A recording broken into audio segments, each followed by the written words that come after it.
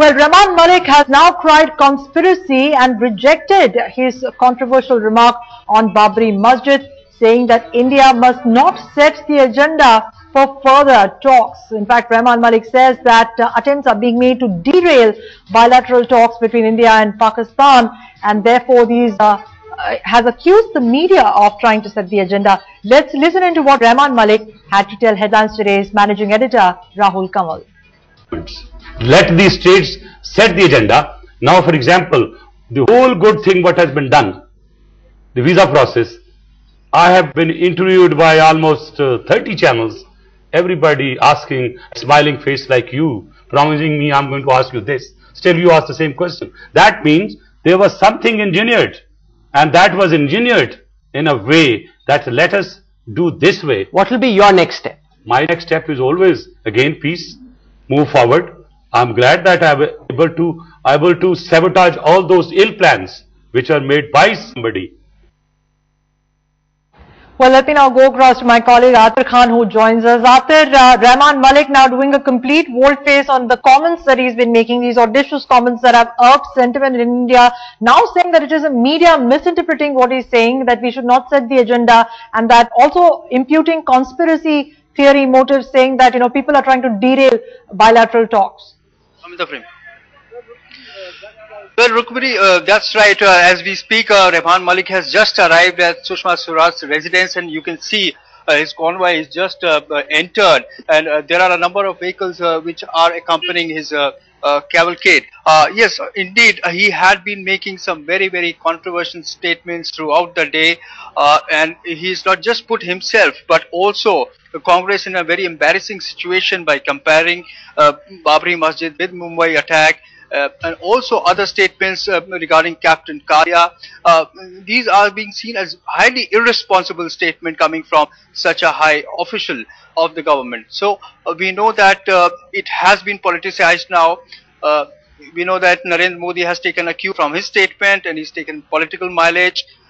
There was discussion with the Home Minister yesterday, and there are claims that it was quite useful. But the statement he's been making through the day has put government in a tight spot.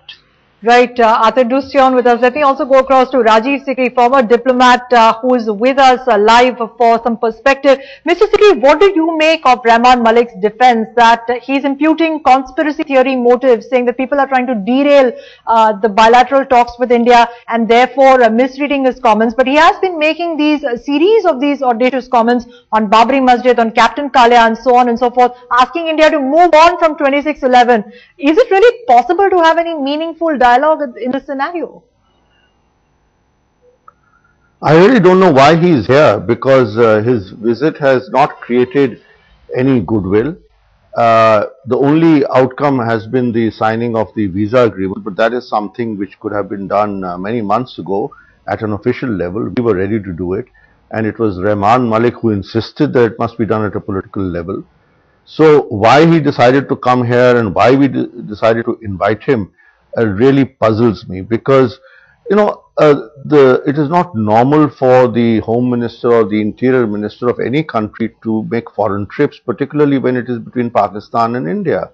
And these things should have a political agenda, a political purpose. But all that he has succeeded in doing is to rake up controversies, make statements, then backtrack, and convey an impression to the Indian public that he is completely insensitive to our concerns. This kind of talk that forget about the past, forget 26/11, equating Babri Masjid with 26/11, I mean, this is completely incredible, the kind of stuff that he is saying. He just does not understand where we come from and what the Indian public thinks about this matter. So I am really quite puzzled on what he is doing here.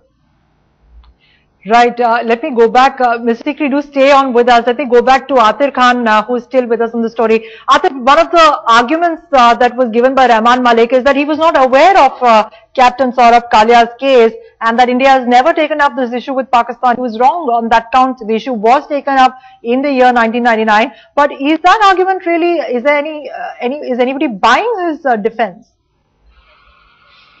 Not at all. We know that India has been taking up this issue for a long time now, but he obviously is trying to dilute this issue by saying that the Home Minister had informed him about this issue. However, he's not sure whether Captain Kalia and other soldiers died due to frostbite, inclement weather, or the Pakistani soldiers killed him.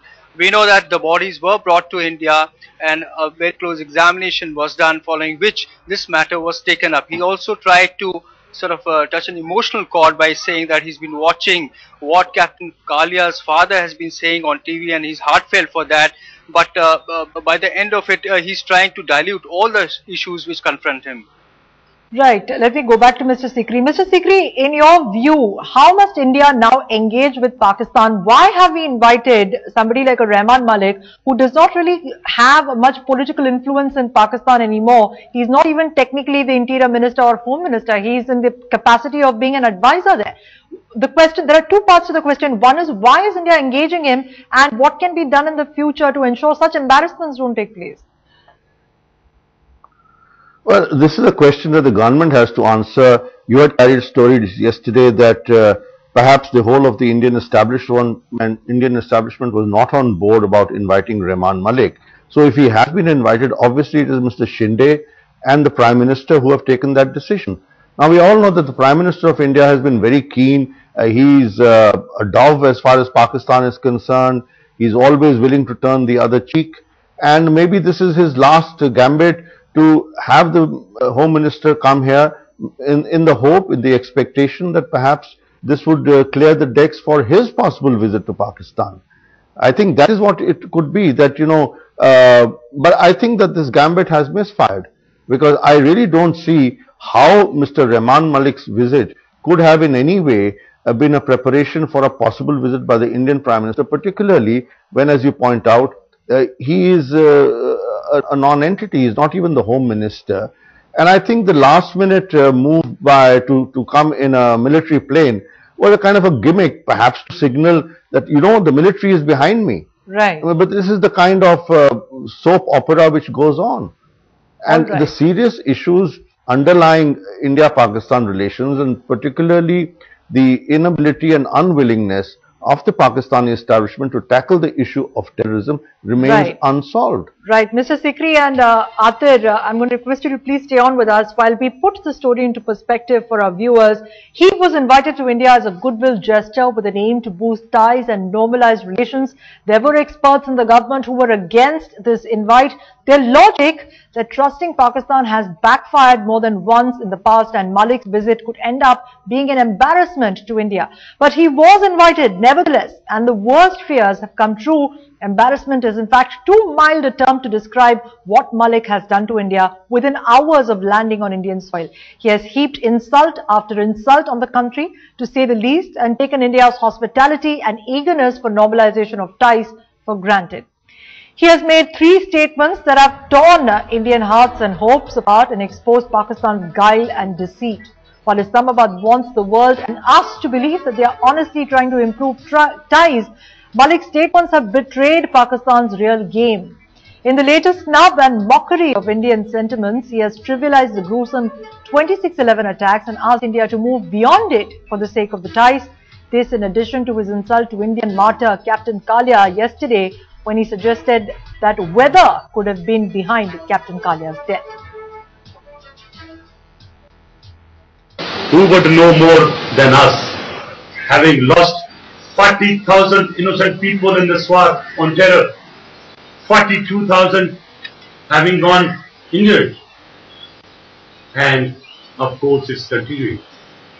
There is talk here, perhaps Pakistan is backing LET, or backing some other groups. No, I categorically deny any humanity, any human being died. Nobody will hesitate to say sorry for that. Number one. Number two, when there is a war, the bullet doesn't see who's there. So I think Kargil, if you see the situation there, and that's what if you see the statement and the vision of the President of Pakistan, and also the vision of your Prime Minister, what we want is peace. So we don't want these things to be repeated. We do not want any 9/11. We do not want any Bombay Blast. We do not want any Samjhota Express. We do not want any Babri Masjid issue.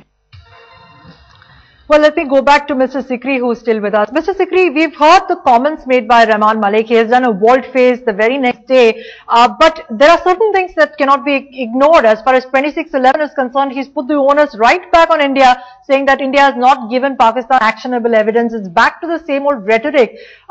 Do you think that there is any real hope that Pakistan will do anything as far as bringing the perpetrators of 2611 terror attacks to justice? No, I don't think they will do anything, because that would imply it will come out that the Pakistani state was complicit, and this fairy tale about all this being non-state actors will blow up in smoke. It's not just the evidence that we have provided. There's David Coleman Headley, and we haven't influenced him. He's sitting in an American jail and talking about all these things. There is Kasab, who said that he had ISI handlers. So for Pakistan to admit that the state was involved is, I think, expecting too much from Pakistan. I really don't see Pakistan accepting it, and that is why they're saying, forget the past, let's start a new chapter, and so on and so forth. Now, even if one were to be generous to Pakistan and say, okay, we are going to forget the past, it can be only on a basis that we have credible evidence that they have stopped the kind of activity that they have been doing in the past. But I don't think that our information points in that direction or leads us to that conclusion. So if the recessed capacity of the Pakistani establishment remains to create trouble for India, to foment terrorism, to pump in fake currency, and then you have the kind of dissimulation that Rehman Malik is engaged in, surely there is reason for Indians to be skeptical about what the Pakistani establishment is thinking. There is reason for healthy skepticism, as you said. Let me go back to Atir, who is there with us. Atir, Rehman Malik has come with his own entourage from Pakistan. You have several Pakistani reporters who are also said to have been accompanying him. What the kind of statements that he's been making that have hit the headlines in India also are supplemented by the kind of questions being asked by the Pakistani media on the issue of Samjhota Express or not, on various other issues, like he's been talking about Babri Masjid, equating it to the 2611 attacks. In your view, did Rehman Malik come with some kind of an agenda about indirectly lacing these issues while directly not giving anything away as far as Pakistan is doing on 2611? Well, indeed it is.